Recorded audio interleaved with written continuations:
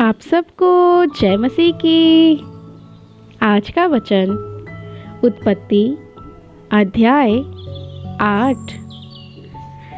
परंतु परमेश्वर ने नूह और जितने बनैले पशु और घरेलू पशु उसके संग जहाज में थे उन सबों की सुधि ली। और परमेश्वर ने पृथ्वी पर पवन बहाई और जल घटने लगा और गहरे समुद्र के सोते और आकाश के झरोखे बंद हो गए और उससे जो वर्षा होती थी वह भी रुक गई। और 150 दिन के पश्चात जल पृथ्वी पर से लगातार घटने लगा।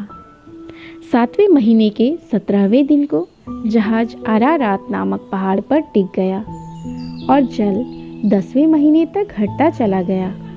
और 10वें महीने के पहले दिन को पहाड़ों की चोटियां दिखाई दी।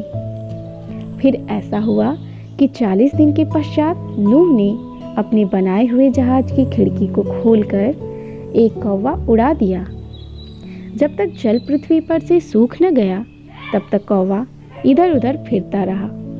फिर उसने अपने पास से एक कबूतरी को भी उड़ा दिया कि देखे कि जल भूमि पर से घट गया कि नहीं।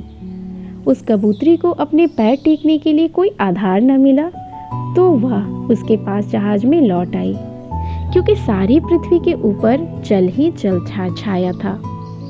तब उसने हाथ बढ़ाकर उसे अपने पास जहाज में ले लिया।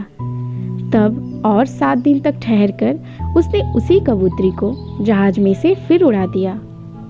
और कबूतरी सांझ के समय उसके पास आई तो क्या देखा कि उसकी चोंच में जैतून का एक नया पत्ता है।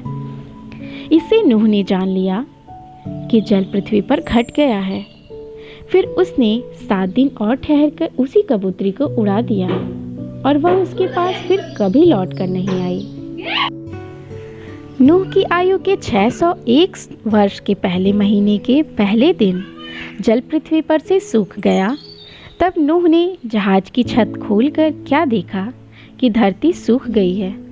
और दूसरे महीने के 27वें दिन को पृथ्वी पूरी रीति से सूख गई है।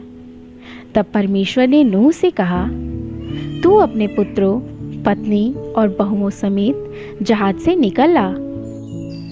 क्या पक्षी, क्या पशु, क्या सब भांति के रेंगने वाले जंतु जो पृथ्वी पर रेंगते हैं, जितने शरीरधारी जीव जंतु तेरे संग हैं, उन सब को अपने साथ निकाल ले आ, कि पृथ्वी पर उनसे बहुत बच्चे उत्पन्न हों और वे फूले फले और पृथ्वी पर फैल जाएं। तब नूह और उसके पुत्र और पत्नी और बहुएं निकल आईं और सब चौपाए, रेंगने वाले जंतु और पक्षी और जितने जीव जंतु पृथ्वी पर चलते फिरते हैं सब जाति जाति करके जहाज में से निकल आए।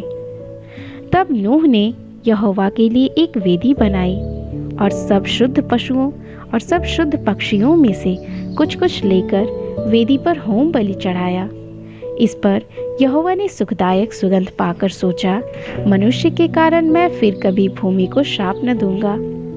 यद्यपि मनुष्य के मन में बचपन से जो कुछ उत्पन्न होता है वह बुरा ही होता है, तो भी जैसा मैंने सब जीवों को अब मारा है वैसा उनको फिर कभी न मारूंगा।